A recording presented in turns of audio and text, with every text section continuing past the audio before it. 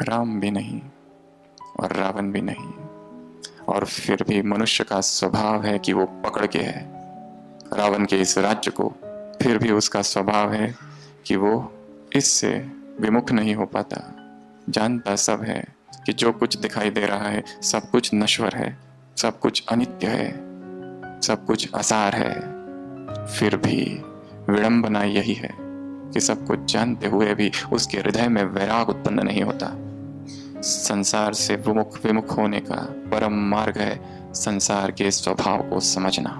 यहाँ कुछ भी स्थिर नहीं।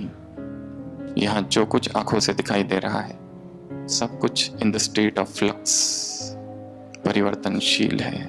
और फिर भी व्यक्ति इसी में डूबा रहता है। उसकी गति उसी व्यक्ति जैसी है जो अंधेरी रात में जा रहा है। देर हो गई है, गांव पहुंचना है, परंतु शायद गलती से रास्ता भटक गया है और चले जा रहा है। घटाटोप अंधकार है, सुनसान रास्ता है और अचानक एक कुएं में गिर जाता है, एक खाई में।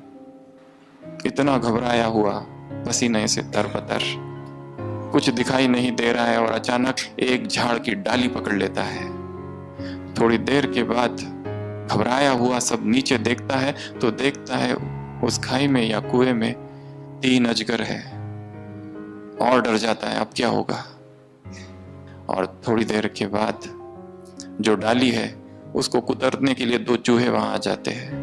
और थोड़ी देर के बाद जब ऐसी उसकी दशा हो जाती है, एक हाथी आ जाता है और हाथी अपनी पीठ से उस झाड़ को हिलाने लगता है।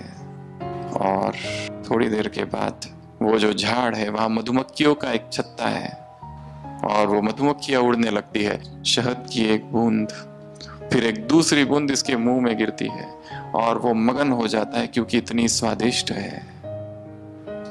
दिखाया है शंकर जी और पार्वती जी वहां से जा रहे हैं। पार्वती कहती है कि ये भगत आपका विपदा में है, उसकी मदद की जाए। वो दोनों पहुंचते हैं। शंकर जी कहते हैं मेरा हाथ दे दो, मैं तुम्हें बचाने आया हूं, क्योंकि अब तक तुम ही पुकार रहे थे, हे प्रभु मेरी रक्षा करो। परंतु वो व्यक्ति इतना मगन है क्योंकि शहद की वो बूंदे इतनी मीठी है कि उसे आवाज भी सुनाई नहीं दे रहा। वो वन मनुष्य का जीवन है। वो 3 अजगर, काम क्रोध लोभ विकार है। वो डाली जिसने पकड़ी थी वो उसकी उम्र है और वो 2 चूहे दिन और रात उसकी उम्र को कुतर रहे हैं। वो हाथी घमंड है उसके जीवन का, जो उस झाड़ को भी हिला रहा है। और जो शहद की बूंदे है वो सांसारिक सुख, जो शहद की बूंदे है वो जागतिक सुख। भगवान सामने खड़ा है और कहता है मुझे हाथ दे दो, मैं तुम्हें बचाने आया हूं। परंतु व्यक्ति और सांसारिक सुखों में इतना लिप्त है कि उस भगवान की आवाज भी उसे सुनाई नहीं देती। कहीं वो व्यक्ति मैं तो नहीं, छोड़ना नहीं चाहती आत्मा उन भोग को, उस विलासिता के जीवन को।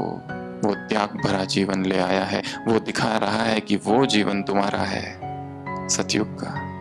ऐसे तुम संपूर्ण निर्विकारी थे।